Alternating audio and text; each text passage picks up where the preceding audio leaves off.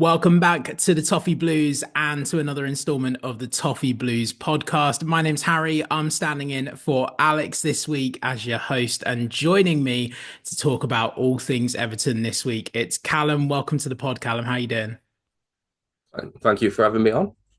No worries, man. We've got plenty to get into both on and off the pitch. And I guess a good starting place would be to just kind of wrap up on feelings from the weekend. We had this unusual 8 p.m. kickoff time on Saturday where we had Wolves won, Everton won. The kind of headlines were the unbeaten streak continued, but it's now another draw, and possibly of the draws that we've had, the one that we should have won. So, how are you feeling a couple of days removed from that game? Yeah, I think it was a bit disappointing because I think at the end of the day, the overall feeling around the club ever since Moyes has come in has been very positive, and I think a lot of the um the aspect and the look towards the players has been a lot more positive as well. I think that's one problem we always have here is that it's just one of those things where I think there's a natural sense of pessimism, and I get that because it happens to me as well. I'm not going to sit and pretend that I don't do it. Every game feels like it's going to be a loss sometimes, but I feel like this one was one of the first ones we go in feeling quite confident. We've been really good. We've been able to pick up points, which we shouldn't have been able to. You look at the Yeah. game against Liverpool as probably the main standout.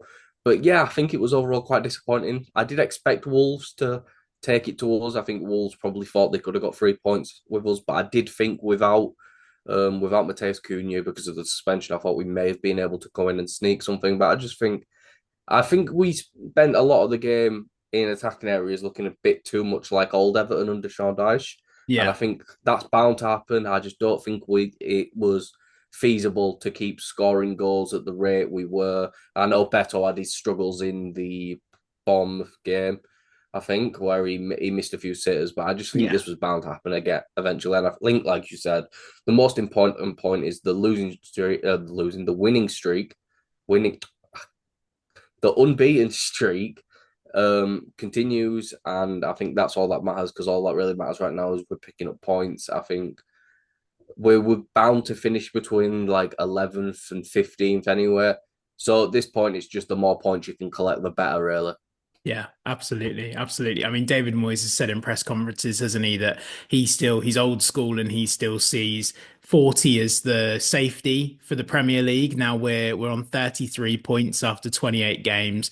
We're two wins and three draws in our last five. We know that unbeaten streak is now 8 games strong. Obviously, Moyes has only lost one league game, which was the first game back in his second spell in charge.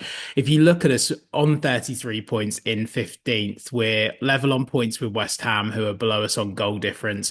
We're just a point behind Man United and Tottenham. We're only 5 points off the likes of Brentford. And then you go a bit further ahead, 6 points behind 11th place Palace. But, there's this divide amongst the fan base right now, isn't there, about whether you're allowed to look up or look down. And for those that are maybe still looking over our shoulder, we mentioned West Ham, but Wolves, who we drew against, 23 points, they're 10 points behind us in 17th. And then really you're looking at Ipswich, Leicester, and Southampton there. They're very much adrift at the bottom of the table, 18th and 19th place on 17 points. Southampton well off it on 9 points. So, I mean, I guess in the context of this season, if we were still battling relegation in kind of the way we felt we were under Sean Dyche, would that point have felt worse? Possibly. But all things considered and where we are in the table, do you still see this unbeaten streak, whether that's a draw or a win?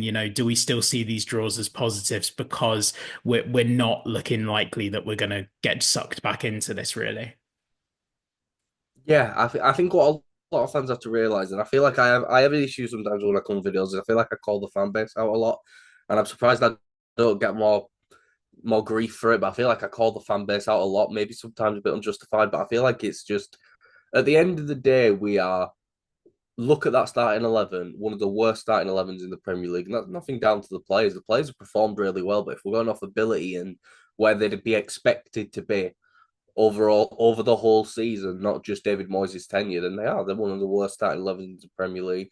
Mm, You could argue that our top two players who aren't Jordan Pickford or Jared Brandtwaite. And if you want to go off ability wise, probably our top two players are currently injured. One's been out for a majority of the season at this point, and our catalyst who really won us games under Sean Dyche got injured and has had to be replaced by Decore, who, in the nicest way possible, doesn't offer the same creative outlet than Illiman and Dye does, and we've still Mm. managed to pick up plenty of points.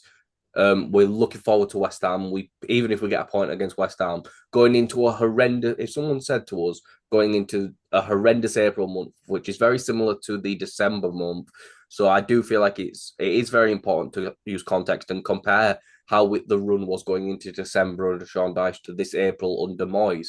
And I think it's one of those things where going into it 9 games unbeaten, suddenly being able to get up points against these top four, these title contenders, these European teams, suddenly feels a lot easier considering the fact that we've shown that we can go on a big run of unbeaten games and that we can take games to the best teams in the league.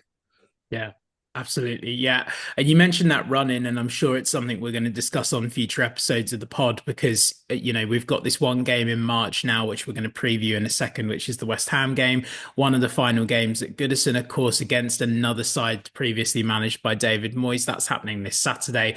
And then we've got a big break with the international break coming up. And then our next game, of course, the beginning of April, it's away to Liverpool, Merseyside derby, first in the league. Obviously, we won't dwell on that too much, but that run in you mentioned, just for those of us that aren't aware, or I'm sure it keeps most of us up at night, but we've got Liverpool, Arsenal, Nottingham Forest, Man City, and Chelsea before we're back at Goodison Park in May against Ipswich, who, given how the league is going, we've got Ipswich and Southampton as our kind of final two home games, and you would suspect that one, if not both of those sides would be done and dusted by the time we play them.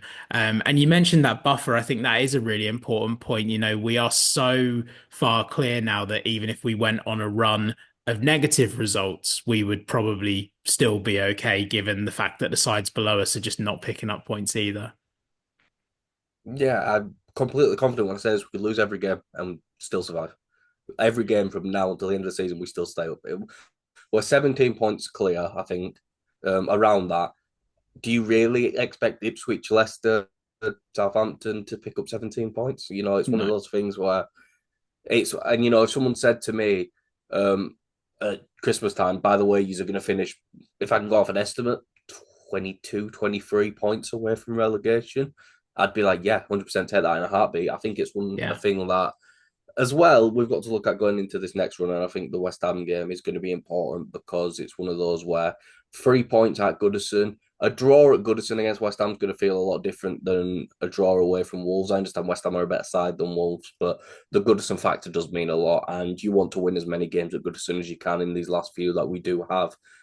So it's very important, but I do think the big international break's going to help. But I think it's one where I think people need to stop worrying about relegation, and I think it's just a defense mechanism at this point because it's been so many years now that we've kind of, in a sense, turned into what Sunderland were a couple of years Yeah. ago, where it was like, okay, so now's the year you go down, right? No, it's now, right? And thankfully, we've managed to do the opposite of what Sunderland did, ironically with the same manager, and have managed to yeah, I'd say I understand fans looking up because at the end of the day, um, this is a run with, like we said, an injury-riddled team that isn't at its best. I've made it very clear I'm not a huge Jack Harrison fan, but Jack Harrison got us the goal. I think suddenly with that front three has Ndiaye McNeil in it, all of a sudden I think the worry about creating chances of scoring goals probably plummets. To be honest with you. Yeah, it's fair. And I think we're going to talk, obviously, a lot probably in the coming weeks more now about what happens off the pitch. And we've had a couple of conversations on the pod already about players and who we're keeping and who we're maybe letting go in the summer, the recruitment strategy. And one thing that's massively changed towards the way we were maybe preparing for next season is the fact that Kevin Thelwell has officially departed the club now. A statement came out earlier this week. There's been a lot of player reaction to this one. A lot of people in the squad right now, the likes of Idrissa Gana Gay, we saw Tim Irabunam this morning, a number of players actually that have kind of stepped up and made statements themselves in response to Thelwell leaving. Now, I mentioned in our group chat this morning this idea of do we see that as that's nice to thank somebody who's had a bit of a difficult job? Like we say that Sean Dyche, whether you loved him or hated him, he was manager of us during a very, very difficult time. If we look at Thelwell now, do we see the players' response as he did a good job and they're just wishing him well? Or do we see this a little bit as they might also be a bit skeptical about what comes next with regards to this? We believe the rumors inside the club are we're not going to have a director of football model. It's going to look slightly different. It's going to be centered a lot more around David Moyes. What do you think about this off the field stuff? Um, I think I think fellow leaving was it was bound to happen. And I think we when the rumors first came out months ago when the freaking group first took over, I think everyone knew what was going to happen. I think he's going to pivot more now towards where they're going to, if they do get someone in, they're going to want someone who knows how to handle a lot of money. Yeah. Thelwell's expertise comes in with, unfortunately for him, I feel like his area of strength has now come in with not having much money. Getting Hmm. someone like a Connor Cody in at Wolves in the Championship who ended up playing a real big part, and some of the bit part players around the before the I forgot his name, the super agent that took them over and got them Neves and things like that. I Oh feel yeah, yeah, like yeah. he yeah, I feel like he did a lot of good work about getting cheap bagging deals, and he did the same for us. Just to get back on a free is ridiculous money. The fee we actually paid for Illiman and Die and Jacob Bryan and stuff like that are just unbelievable bits of business. But then there's also 25 million for Beto, who's looked better. But let's not start saying he's a 25 million pound player now. If you even look in our own squad, he's worth 10 million pounds more than Illiman and Die. I don't think so. I think it's one where overall, it's a positive because at the end of the day, he's brought in players that have heavily contributed to us getting better. But also, I feel like a lot of fans want to now ignore his faults, and I feel like the same thing kind of happened to Dycher a little bit after he left. Where okay, now he's gone. Now we can be nice, nice, nice, nice. We don't have to criticize them at all. He has his criticisms, but I think he'll easily bounce back at another Premier League team who don't have the money to really spend, or a high level championship team that really don't have the access to spend, and he'll probably do really well with them because I feel like that's the area of expertise, like I mentioned. But I feel like for us, I understand why they're probably looking for maybe a bit of a bigger name after Moyes. I saw something that it's not going to be one director of football; it's going to be more a team. Yeah. And yeah, it's a bit of a risk because not. I think you've got your teams like Brighton and Brentford that they do that. I know they have their director of football, but let's face it, it's a big team group based around that huge scouting network that they do have. But I'm willing to give Moyes a chance to work more on what he wants because and a lot of it then just depends on does this recruitment team actually do their job or are they going to sit and nod and just listen to David Moyes? At the end of the day, I think David Moyes is a manager who, although very as stubborn as he is, we know that from his first his stints at West Ham, I think we'll be open to listening to. Okay, no, I don't think we should bring that player in. Here's the reason why. It just depends on the names around. But for all we know, this is the way football goes now. We've not one Yeah. director of football, but a team handling the transfers, and we'll just have to see how it goes. If we go and spend 40 million on off 45 million on Richarlison, even though I love Richarlison and I pine for him back for the right price. If we pay something like that much, I'll be like, oh, okay, boys, well, wait a minute, Yeah. maybe a bit too much there.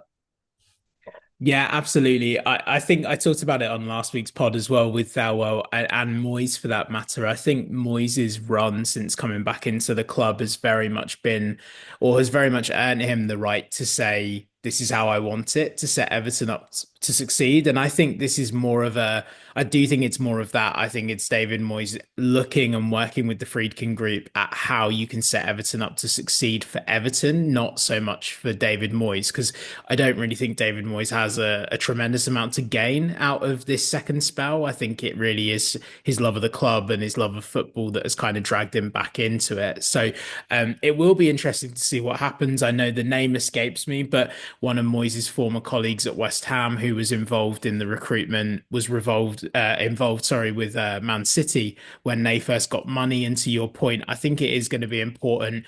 We had that kind of thing under Martinez and the following managers with Mashiri and having money and just yeah, just absolute nightmare territory that we don't want to revisit. And we're going to move on now back onto the pitch to talk about Everton's upcoming home game against West Ham. So it's kind of a David Moyes derby heading into Saturday at Goodison Park, here, one of his former clubs against his current side. How do you see this one going? No, I won't push you so much for a prediction right now, but what are you expecting on the pitch from Everton and West Ham this weekend? One of the most boring games of football on planet Earth. I'm going to be completely frank with you. It's going to be terribly boring. Don't get your hopes up for anything because it's weird. It's very weird because you look at a manager like Graham Potter and his reputation, and you look at a manager like David Moyes and his reputation. It's one of those where the roles are almost reversed. West Ham have become this sit back, defend really well, and get go team. It showed their away win against Arsenal. They were really strong, really compact, and were able to catch Arsenal quickly. With Yeah. just, it's weird because they're playing so defensive, but they've got probably one of the better, I'd say one of the best attacking setups outside the top six. Besides not really having that striker, you've got Jared Bowen, Mohamed Kudus, you've got all these really quality players who can really impact. And you've seen how much wingers can thrive against this Everton team, even under David Moyes. I feel like there is going to be a lot of problem caused by someone like a Jared Bowen, like someone like a Kudus, especially with our wingers our wing backs set tendency to just dive into tackles. Mikolenko's been a bit better with it ever since he started being taught by Baines, really, but he still has a tendency, same tendency Digne had at his time at Everton, to just lunge into tackles sometimes when it's a bit of a mistake, and it's one where I think we're still going to get chances against them, but I think they sit so many back that it's going to be a game of let's see who gets the first goal and move from there. It really wouldn't surprise me if it's a 1-0 or a 1-all, to be honest with you. I don't expect many goals in the game. Interesting. Okay, we'll come to your prediction in a second. I mean, yeah, it is hard to argue with that. I think we've not, like you said earlier, I thought it was a really good point, particularly about the Wolves game, saying that it was unrealistic to kind of expect us to keep scoring at the rate that we were scoring. We'd kind of found this purple patch where we'd gone from not really scoring under Deitch for games and games on end to then suddenly averaging, I think, like two a game in David Moyes' sort of return. So I think you are right. I think there is also a little bit more to this than maybe David Moyes would allude to going back to West Ham. We talked on the pod previously, Al and I, about the fact really that he was hounded out of West Ham. It's particularly in his second spell, having won them a European trophy, something that we at Everton would probably name the stadium after him if he did that for us. So I do think there is a little bit there for David Moyes, more so maybe even than when we played Man United a couple of weeks ago. So we'll see how that one goes on the pitch. But yeah, hard to argue against in terms of excitement. We'll go to predictions now. I feel I might be a little bit more optimistic than you on this one, but if I was to push you for a score prediction right now, what are you going for Everton West Ham at the weekend? I'll say 1-0 Everton. I feel like we're going to be able to nick it from them, and I feel like I expect a little bit of an uptick defensively. I think there's been a few disappointing performances defensively recently from both centre backs as well. That's not just like a Tarkowski criticism. Both centre backs definitely are better than what they've shown in recent games, and I think it shows by the fact that it's in the last 5 games we haven't kept a single clean sheet, which is arguably what we were best at. But instead, suddenly we've learned how to score goals. But I think we'll be able to take a 1-0, another clean sheet for Pickford. Moyes is going to get to be spiteful if he wants to, because I understand if I was him, I would be, especially with how bad West Ham have been without him. So I think Yeah. it's one where, but again, I could see it going either way. I feel like this is one of the harder games to predict in our past couple. Yeah, that's a fair point. It is a fair point, and I guess them being around us level on points with us, it's going to be a big one for both sides. The idea that you win and if either side gets a win this weekend, that it's an instant 3 point cushion over the other one, that it could potentially extend the points gap even more heading into that international break over the bottom three, bottom four. So it is a big one, regardless of the history between Moyes and the two sides involved in this game. I'll be a little bit more optimistic. I'd go 2-0. I say that more out of hope that we do find goals again and hope that we do keep clean sheets again. I do think, Pickford is arguably my favorite Everton player. You mentioned earlier Pickford and Branthwaite, by far and away the last couple of seasons have been our best players, and it is a shame to see when we try and be a bit more expansive and don't find the back of the net that it does also cost us in terms of our kind of defensive organization. So yeah, I would say 2-0 more out of hope. But let's see. It is hard sometimes, even with this big run coming up after the international break, it is hard to look at that run of fixtures and think that's where this streak would end. Because I think one thing that it has given us is this resilience and a little bit of like the positive side of being hard to beat. And suddenly, I think it is going to take a big effort from a big side to kind of stop Everton's momentum, even if it is kind of draws at the moment. But yeah, we're gonna move into the lineup quiz now, Callum. So Al puts me through this on pretty much a weekly basis. So we revisit a former game of Everton's to the corresponding fixture, and then we ask you to predict the starting 11. Now you get Yeah. three lives. And if you say somebody that is on the bench, then your life is spared, and you get a free hit. So I'll set the scene for you. So we're going to go back to May 2013 for Everton versus Okay. West Ham at Goodison Park, and it was, of course, David Moyes' final game in charge of Everton during his first spell before he went off to Manchester United. So it was a sunny Goodison in May, David Moyes' farewell, and it was a 2-0 win for the Toffees on that day. And the only hint I'll give you heading into this one, Callum, is that it was the same goal scorer for both goals. Okay, so Tim Howard in goal. Yep, Um, oh, I'm going to say James Coleman at right back. it was. Yeah, well done. Leighton Baines at left back. Yeah.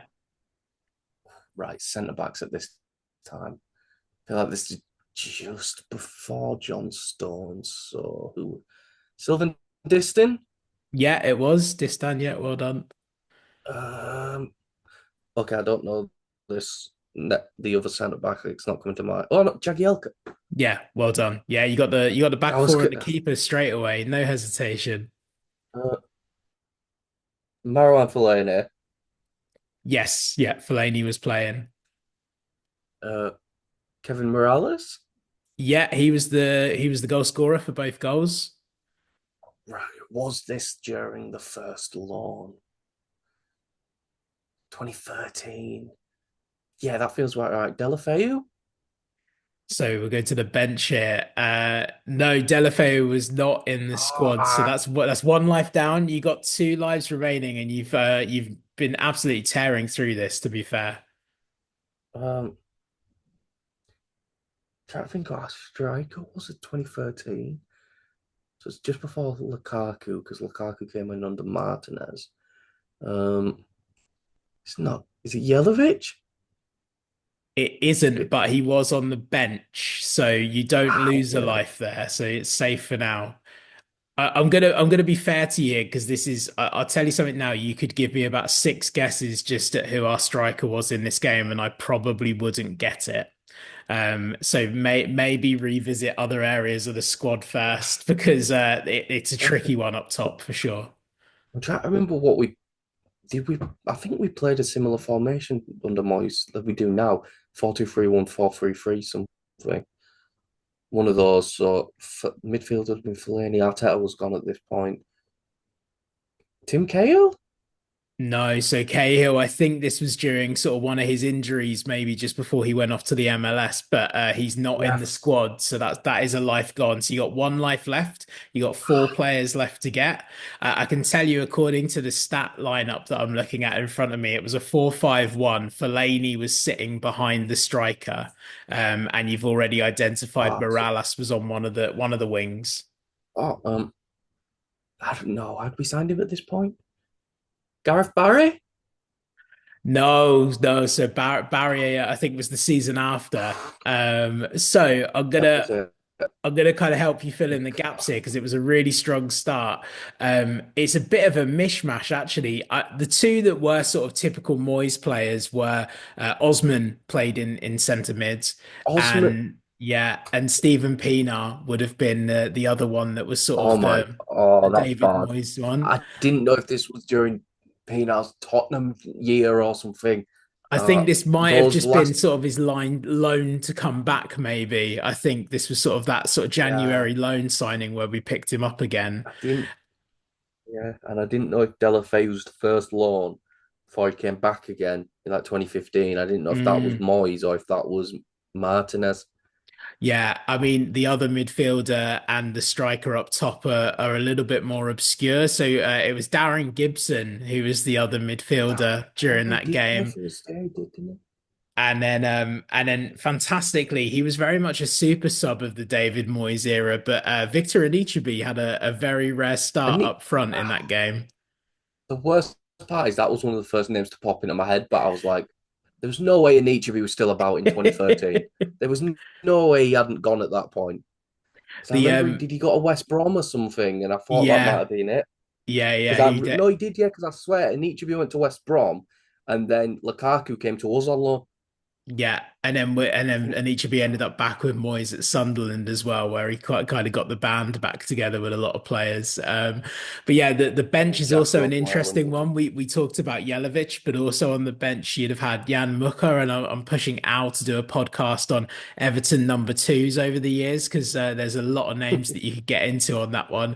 Tony Hibbert and John Heitinga are on the bench, Brian Oviedo as well. And then Barkley So, and Naismith were your other two in the squad on that one. yeah, I'm surprised I didn't pick Nick. Well, no, Naismith was. Naismith might have been the Moyes super sub, to be fair, when you True. think of Yeah, him, true. would it? Yeah, so So, winding yeah, down I here, this probably is wouldn't pick him. it's a tough one. I'm very glad to be this side of the microphone this time, Callum. So thank you for kind Yeah. of coming on and taking that one from me because otherwise it would have been me failing to guess those players for sure. But it's been a pleasure to have you on. Thank you so much for being here. Best of luck to Everton, of course, heading into this weekend's game against West Ham. And make sure you like, subscribe, and follow the Toffee Blues on social media, on YouTube. Up the Toffees, and we'll see you soon.